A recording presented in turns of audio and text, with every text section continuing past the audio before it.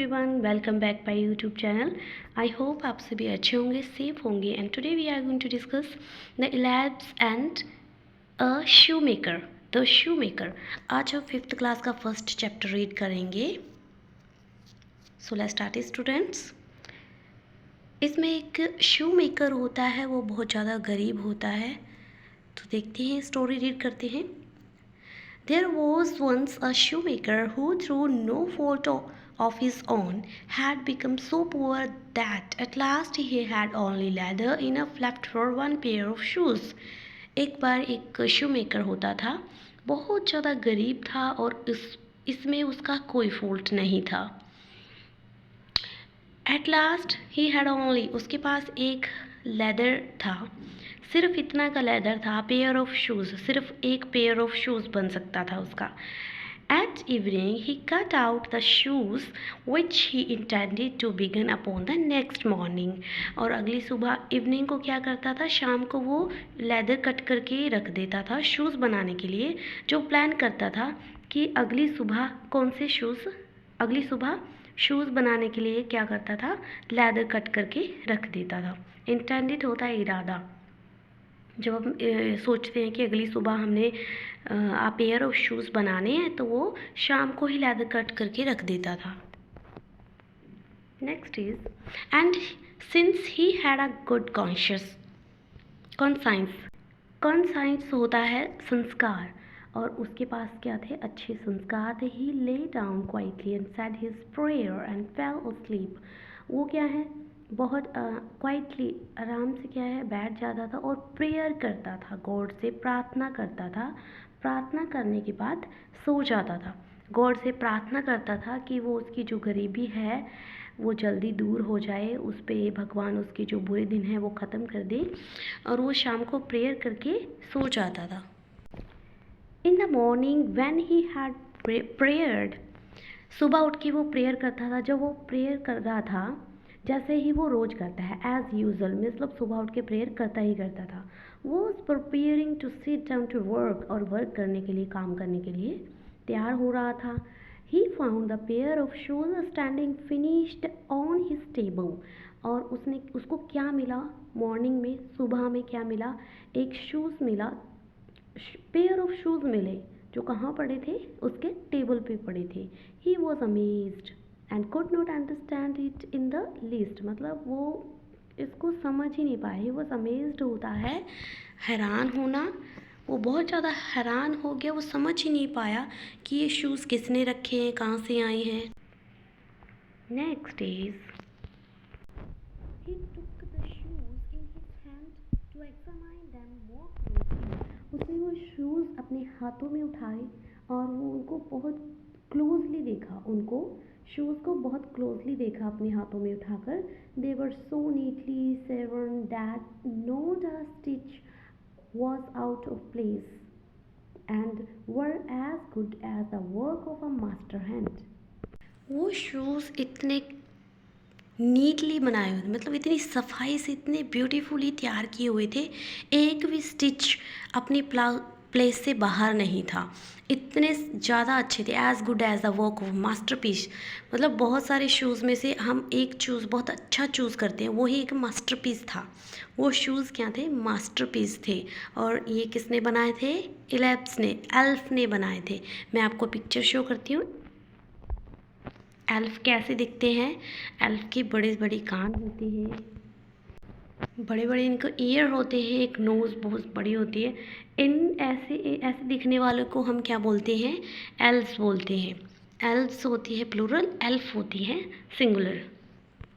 Table पे मिले थे शू मेकर को। Soon after a purchase came in, purchase होता है परचेज करने वाला, कस्टमर। जल्दी ही एक कस्टमर आया and he was much pleased with the shoes, वो उसको देख के बहुत ज़्यादा खुश हुआ उन शूज़ को देखकर। He paid more than the ordinary price for them, और वो उसको इतने ज़्यादा पसंद आ गए शूज़ कि वो उसके जितना उसका मोल था, जितनी उसकी कॉस्ट थी, वो उससे ज़्यादा देने के लिए तैयार हो गया था। He paid more than the ordinary price, जितना प्राइस उसका बनता था वो उसको इतने पसंद आ गए थे कि वो और ज़्यादा प्राइस देने के लिए तैयार हो गया था. So that the shoe maker was able two by leather for 2 pairs with the money. और सो दैट इसलिए जो शू मेकर है वो क्या हो गया था, was able two by leather, खरीदने के एबल हो गया था, ठीक है, ताकि वो क्या बना सके, मनी के साथ 2 पेयर ऑफ शूज़ बना सके, 2 पेयर विद द मनी. उसने ये सोचा कि ज़्यादा पैसे आएंगे, ज़्यादा लेदर खरीद पाऊँगा और शूज़ बना पाऊँगा. Next is he cut them out in the evening, and the next day, with fresh courage, was about to go to work. फिर वो यूजली जैसे करता था, शाम को लेदर कट करके रख देता था और नेक्स्ट डे क्या था, फ्रेश करेज, मतलब इतना उत्साह से काम करने की उसके अंदर इच्छा थी, बहुत ही उत्साह से काम करने जाता था. But he had no need to, but उसको काम करने की ज़रूरत ही नहीं थी, क्योंकि शूज़ तो उसके उसके पेयर ऑफ शूज़ तो टेबल पे मिलते थे सुबह मॉर्निंग में. रात को वो क्या करता था, इवनिंग में वो क्या करता था, लेदर कट करके रख देता था और सुबह उसके टेबल पे शूज़ मिलते थे, बहुत ही नीटली और ब्यूटीफुल शूज़ मिलते थे. जैसे सुबह जल्दी उठता, काम करने के लिए जाता, बट उसको काम करने की ज़रूरत ही नहीं थी, क्योंकि शूज़ तो एल्फ तैयार करती थी ना. For when he got up, जब वो उठता, the shoes were finished and buyers were not lacking. Shoes क्या थे, बने, शूज़ वर फिनिश्ड मतलब शूज़ बने हुए थे और जो ख़रीदने वाले थे उनकी कमी नहीं थी. These gave him so much money, और इसने इसको बहुत ज़्यादा मनी दी, क्योंकि वो शाम को क्या करता था, लेदर कट करके रखता था और सुबह उसको शूज़ मिलते थे. ऐसा काफ़ी दिन चलता रहा, ख़रीदने वाले की कमी नहीं थी, शूज़ डेली बने बनाए मिलते थे और इससे शू मेकर को बहुत ज़्यादा फ़ायदा हुआ, बहुत रिच बनता गया धीरे धीरे. That he was able to buy leather for 4 pair of shoes. पहले वो क्या था, 2 पेयर ऑफ शूज़ बनाने के लिए मनी इकट्ठी हो गई थी, धीरे धीरे 4 पेयर ऑफ शूज़ बनाने के लिए लेदर इकट्ठी होने लग गई, वो अर्न करने लग गया. Early morning he found the 4 pair finished. Early morning, अगली सुबह क्या होता था, 4 पेयर बन के तैयार हो गए थे शूज़ के.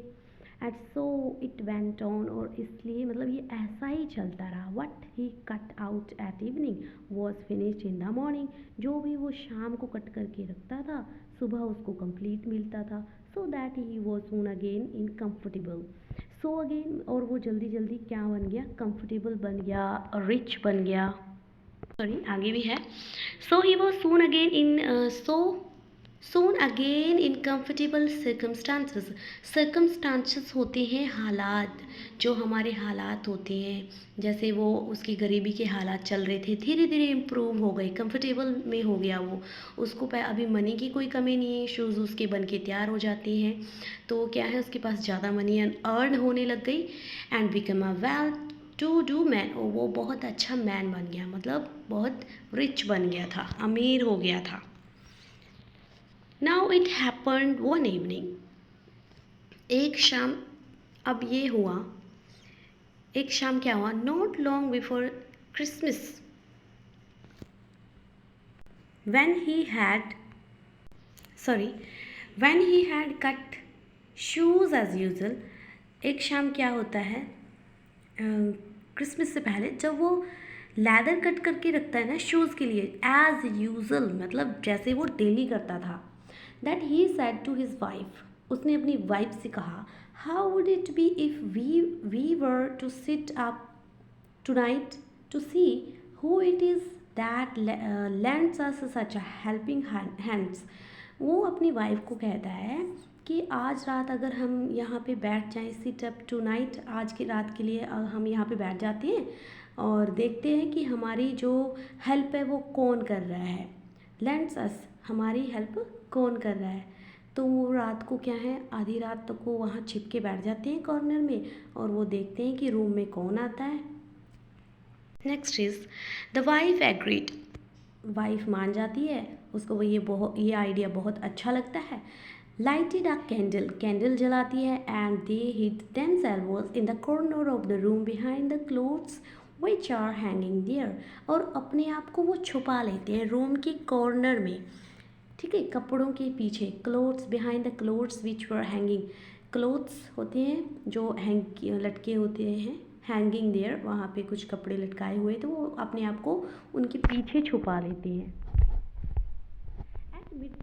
Eight midnight came two little naked men, naked होते हैं बिना कपड़े वाले, दो छोटे छोटे एल्व्स होती हैं, उन्होंने कपड़े नहीं पहने हुए थे, वो आधी रात को रूम में आते हैं।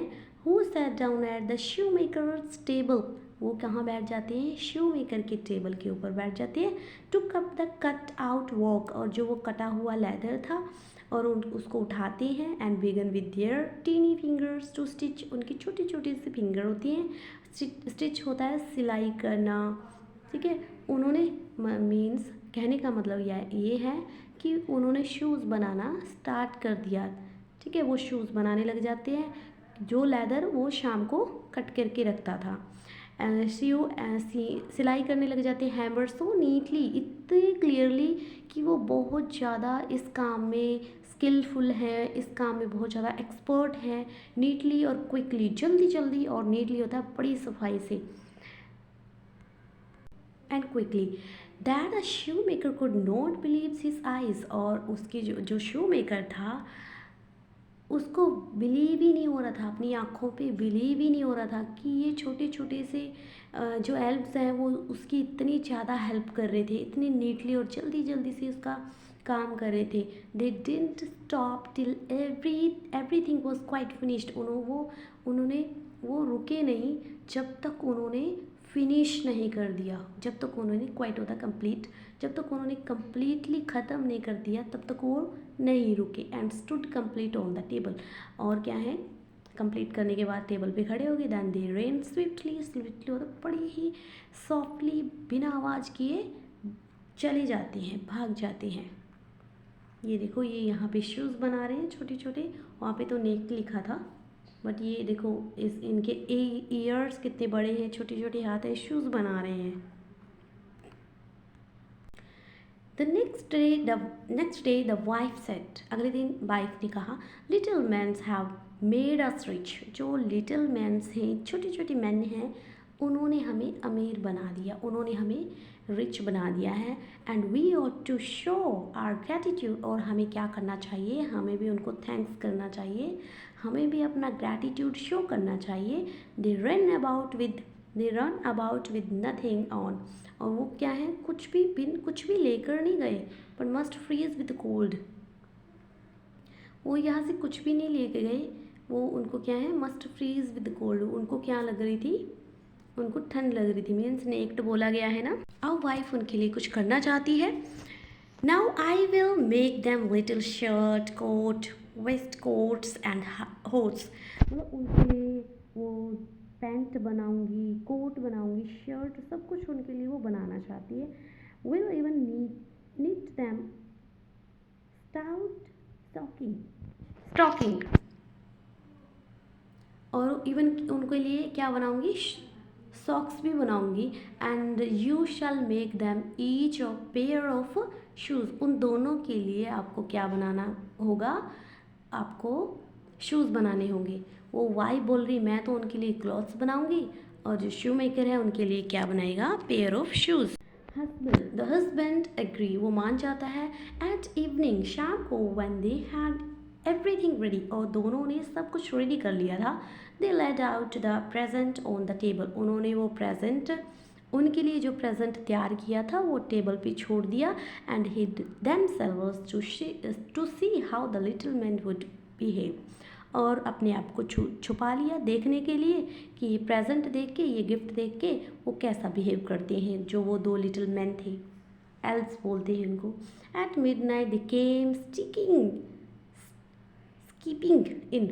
स्कीपिंग मतलब धीरे से आना, वो आधी रात को रूम में आए। And were about to set to work, और वो काम करने के लिए बैठ के, जैसे वो रोज बैठते थे टेबल पे, but instead of the leather ready cut out,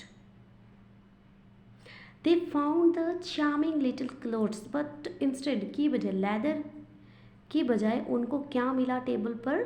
charming होता है, ब्यूटीफुल, अच्छे से क्लोथ मिले। At first they were surprised, पहले तो वो बहुत ज़्यादा हैरान हो गए। And then excessively delighted, excessive बहुत ज़्यादा खुश हुए, और फिर बहुत ज़्यादा खुश हुए। With the greatest speed they put on and smooth down the pretty clothes and singing, बहुत ही जल्दी से वो क्या कर लेते हैं, इन कपड़ों को उठा के पहन लेते हैं और सिंगिंग करने लग जाते हैं। At first they were surprised. Sorry, next is then they hopped and danced about. वो जंप कर रहे थे और डांस कर रहे थे। And leaped over chair, chair lift होता है जंप करना, चेयर पे जंप कर रहे थे, टेबल पे जंप कर रहे थे। And out at the door, ऐसे ही नाचते कूदते हुए गाते हुए कहाँ, डोर से बाहर निकल गए। henceforward they came back no more, कभी भी वो वापस नहीं आए, इसके बाद वो कभी भी वापस नहीं आए। But the shoemaker fared well as long as he lived, मतलब हमेशा के लिए उसको क्या छोड़ गए, उसको वेल छोड़ गए, उसको अच्छा छोड़ गए, उसको हमेशा के लिए हैप्पी छोड़ गए, दोबारा कभी नहीं आए। And had good luck in all his undertakings, good luck in all his undertaking, जो भी वो काम करता था उसमें उसको गुड लक भी मिलता था, वो अच्छा ही होता था उसके लिए, उसको हमेशा के लिए अच्छी कंडीशन में कंफर्टेबल छोड़ गए और दोबारा कभी नहीं आए।